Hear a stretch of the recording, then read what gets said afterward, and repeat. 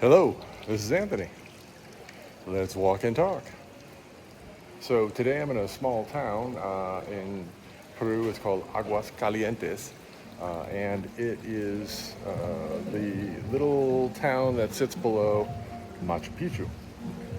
And I had a whole thought process queued up to discuss today, but then as I was out doing my kind of morning walking meditation, I felt called to go in a different direction with the video today, and see some of the. We'll have a seat here because it's quite loud in the town, and it's been difficult to find a spot that's quiet enough to be able to, to do a video without a lot of noise in the background. You'll probably hear some music, possibly from the cafe, but like I said, this is probably the best I'm going to do. So what I want to talk about today is I want to talk about synchronicities and coincidences. You see, I don't believe in such things as coincidences anymore, because all of the quote-unquote coincidences that have happened in my life have always led to amazing and incredible things. And after experiencing them, I could look back and see what led me to those moments and why those moments appeared when they did. They always bring some amazing and beautiful lessons with them. And so I'm going to talk a little bit about my experiences here, and then kind of how these coincidences and synchronicities and these signs from the universe, how you can use them to help guide you on your path. Okay. So as you know, if you've watched the channel, I had my spiritual awakening many years ago, and part of that awakening for me was I found myself in solitude for many years, and in that solitude, I now look back and understand that my goal or my job for in that space was to better understand and master self, and it really kind of understand myself, my mind, my body, just really connect with the universe deeply, to learn a lot of, different things, spiritual things, through reading texts and whatnot. And there were many concepts that came out of that and a lot of information. And so after that, when I went on walkabout, the first time I definitely utilized a lot of those lessons and teachings to help guide me. And that walkabout was incredible. But then after that portion, ended but didn't end, it was just the illusion that it was supposed to end.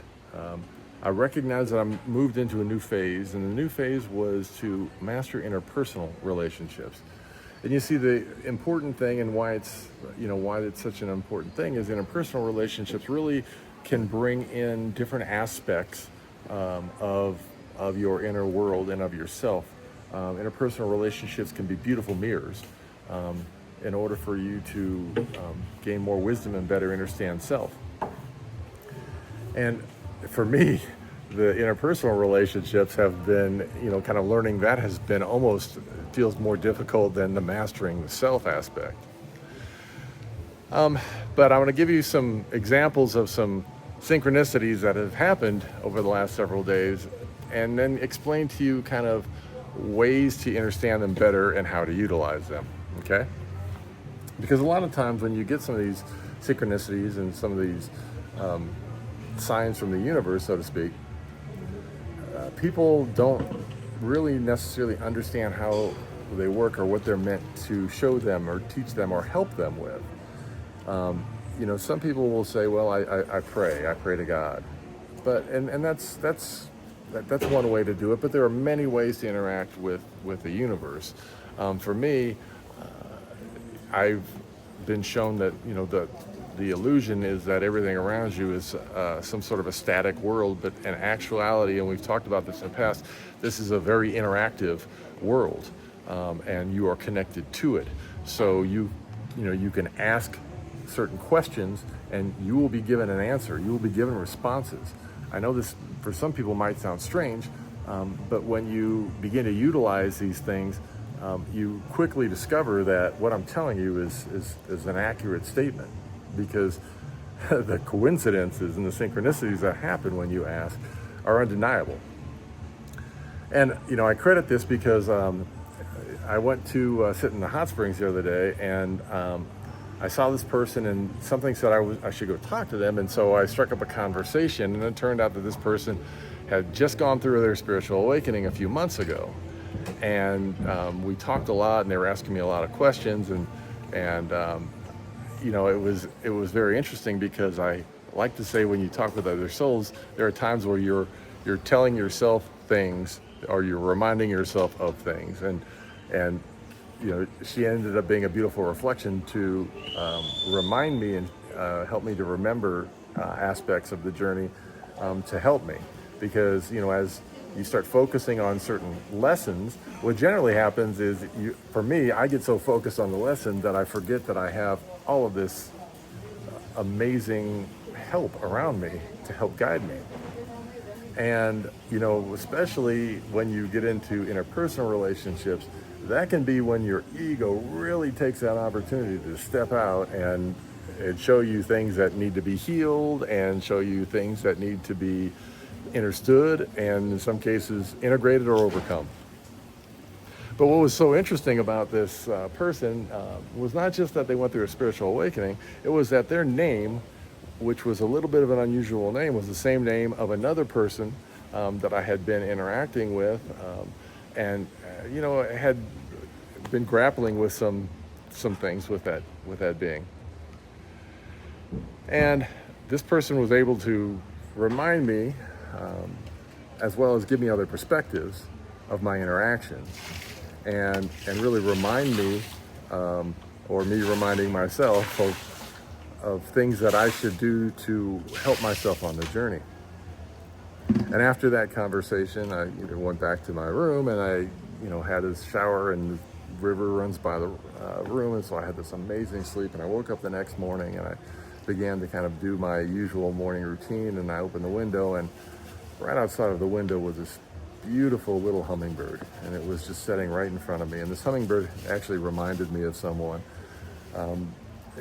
In Spanish, it would be verde calibri, and so I just enjoyed that hummingbird for a bit, and then in enjoying that hummingbird, I started thinking about some of these interactions, and how, and potentially better ways that I could figure out what my path is. You see, a lot of times you start off on these paths, and then they can become a little murky. And so after, going to Machu Picchu yesterday, and I decided, well, let's try this. I haven't done it in a while. Universe, I'd like to experience Machu Picchu with some other beings that can give me their thoughts and perspectives on it. And sure enough, even before I got on the bus, I met someone that, from a different culture, that gave me, I was able to enjoy the ruins with, and gave me another perspective to allow me to better understand, really, things that I was seeing from a different angle. And after that,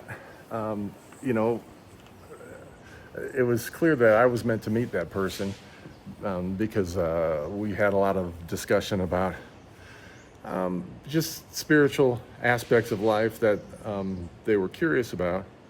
And then afterwards, I went back, and again, my mind has been grappling about different situations and how to handle the situation. So I thought, you know what? Here's what I'm going to do. I'm going to go ahead and I'm going to ask the universe, what should I do? And I would like you to show me these two signs if you want me to reach out, and these two signs if I'm meant to let this set.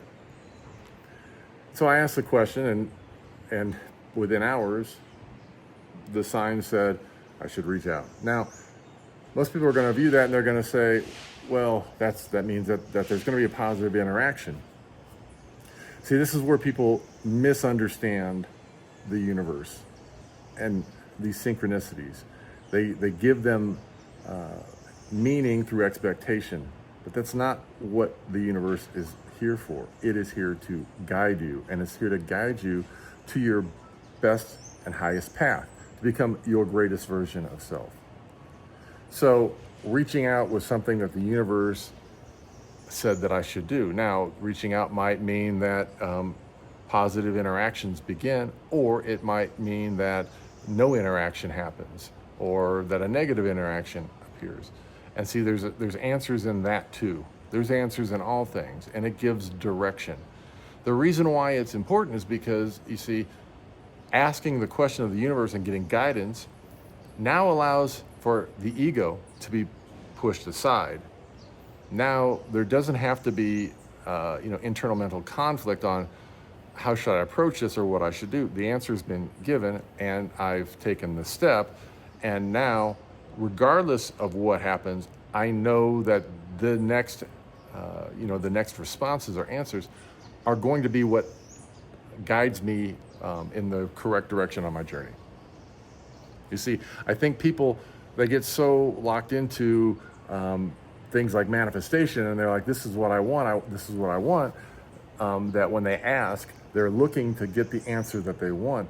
But what they don't understand is that the answer that you're given is meant to help you. So when you understand that, then you don't look at a negative response as a bad thing. You look at a potential negative response as guiding you in the correct direction for you. And if it's a positive response, again, guiding you in a correct direction for you, in the way that best, that helps you to reach your best and highest version of self, and learn lessons and reach your best level of vibration on this plane. But what say you? How do you feel about synchronicities and signs from the universe? I mean, are you locked in them? Are those things that you use daily, or do you just see them as a nod from the universe? I'm very happy to have been reminded that I can ask, and I can get physical manifestations for the answer. By the way, thank you for reminding me of that, or for me reminding me of that. As always, if you enjoy this content, please like, share, and subscribe. I'm truly grateful. And until I talk to you again, peace, love, light.